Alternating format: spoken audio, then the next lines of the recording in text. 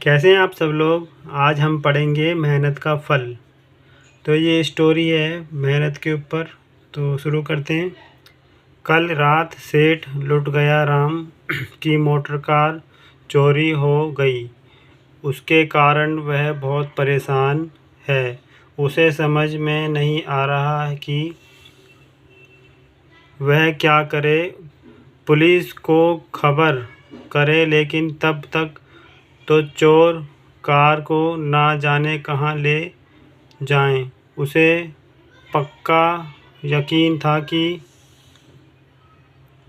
Motor car चोरी लाल ने ही चुराई होगी, क्योंकि वही पक्का कार चोर है। लुट गया राम घर से बाहर आया और सीधे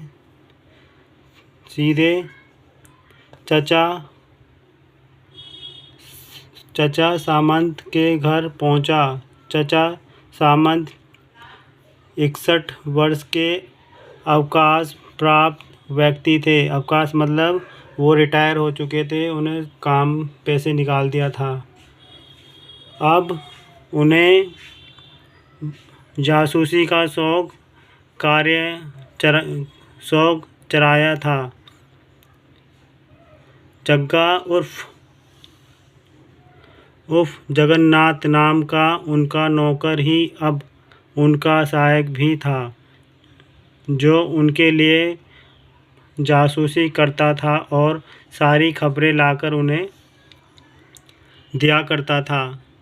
सेठ लुट गया राम ने चचा सामंत का दरवाज़ा ज़ोर ज़ोर से खटखटाया। वह अभी सोकर उठे थे और चाय पी रहे थे। जग्गा ने उठकर दरवाज़ा खोला। दरवाज़ा खुलते ही थुल शरीर वाला मोटा सेठ लुट गया राम तेजी से अंदर घुसा और ज़ोर ज़ोर से बोलने लगा, मैं लुट गया। मेरी कार कल रात चोरी हो गई। जल्दी से कुछ करो। चचा सामंत ने किसी पक्के जासूस की तरह एक उंगली से अपनी नाक पर टिके चश्मे को ठीक किया और पूछा, कार कहाँ थी? कार तो घर पर थी। वैसे कारें तो कई दर्जन हैं मेरे पास, पर वह कार मेरे लिए बहुत कीमती है। चचा सामंत सेठ ने जवाब दिया। चचा ने पूछा, क्यों? ऐसी क्या खास बात थी उस कार में? वह कार लाललपुर के महाराजा ने मेरे परदादा को उपहार में दी थी, इसलिए वह मेरे लिए बहुत कीमती है, सेठ ने बताया। क्या तुम्हें किसी पर शक है? चचा ने पूछा। अजी शक क्या, पूरा विश्वास है मुझे कि उस बदमाश कार चोरी लाल का ही काम है। कुर्ते की बाँह से माथे पर पसीना पोंछते हुए कहा, जब से वह उस शहर में आया है हर दिन कार चुराता जा रहा है। चचा सामंत ने फौरन उठकर अपनी पिस्तौल निकाली, उसे अपनी जेब में डाला और फिर जग्गा को अपने साथ चलने का इशारा किया। बाहर जाकर तीनों ने एक टैक्सी की। लुट गया राम टैक्सी की पिछली सीट पर बैठ गया। वह इतना मोटा था कि जग्गा ही उसके साथ बैठ सका। चचा सामंत को ड्राइवर के साथ आगे की सीट पर बैठना पड़ा। अभी टैक्सी कुछ दूर ही गई थी कि लुट गया राम ने एक पीले रंग की ब्यूक कार की ओर इशारा करते हुए जोर से कहा, यही है मेरी गाड़ी, जल्दी करो, पकड़ो उसे। ड्राइवर ने तेज़ी से टैक्सी को उस कार की ओर बढ़ाया। चचा सामंत ने देखा, सचमुच कार चोरी लाल ही चला रहा था। टैक्सी के ड्राइवर दौड़बाज सिंह ने लिए उसका पीछा करना कोई मुश्किल नहीं था, क्योंकि एक तो वह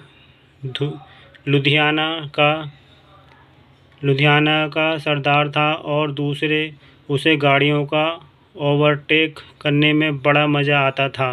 इसलिए यूँ ही चचा ने दौड़बाज सिंह को इशारा किया। उसने ज़ोर से एक्सीलेटर को दबा दिया और टैक्सी बंदूक की गोली की तरह सर से आगे बढ़ गई। कार चोरी लाल ने भी कोई कच्ची गोलियां नहीं खेली थीं। उसने पीछे टैक्सी को तेज़ी से आते हुए देखा तो उसने भी अपनी गाड़ी की रफ्तार बढ़ा दी।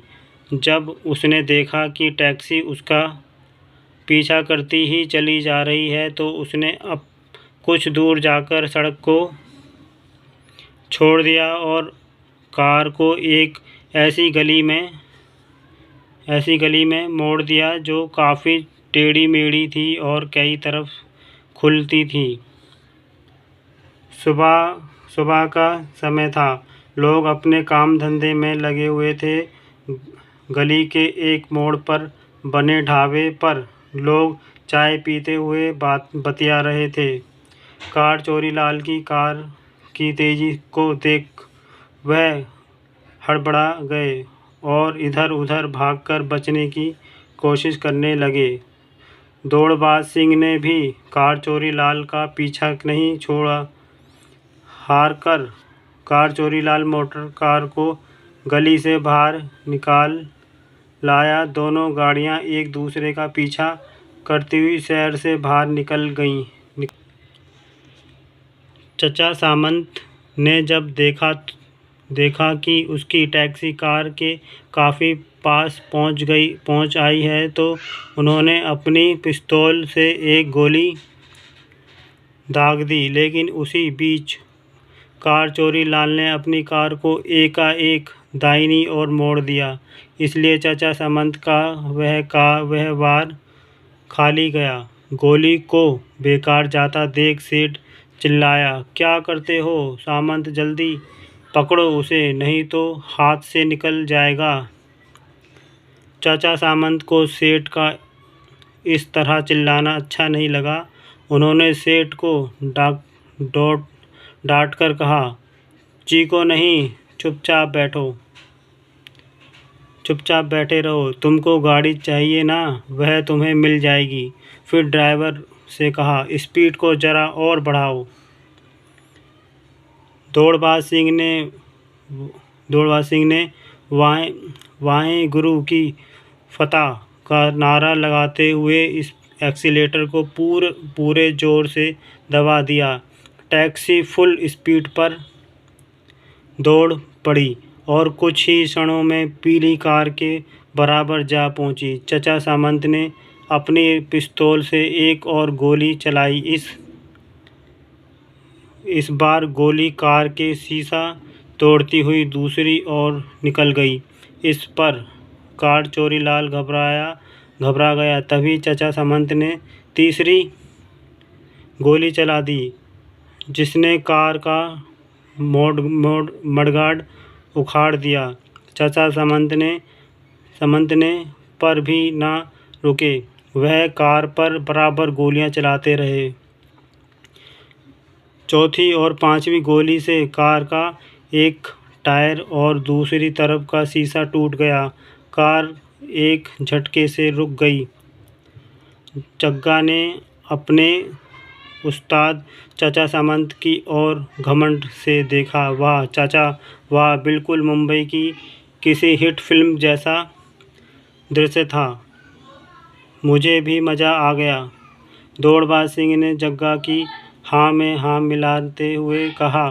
चचा सामंत घमंड से फूले नहीं समा रहे थे।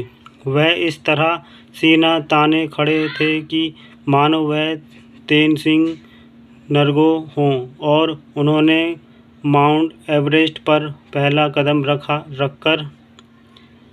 रखकर विजय पा ली हो।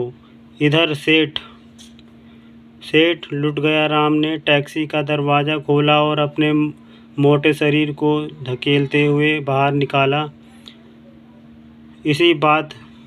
इसी बीच चालाक कार चोरी लाल ने इस मौके का फ़ायदा उठाया और वह रेंगता हुआ कार से बाहर निकल इधर उधर देखा और फिर खरगोश की तरह भाग निकला।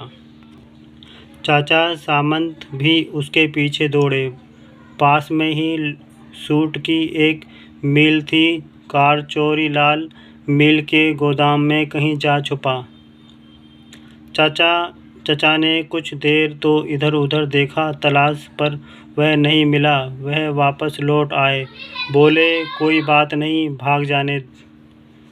भाग जाने दीजिए उसे, हमारा काम तो कार को पाना था, वह हमें मिल गई। सेठ लुटगयाराम अपनी कार को चारों ओर से घूम घूम कर देख रहा था। चाचा सामंत ने उसे इस तरह कार का निरीक्षण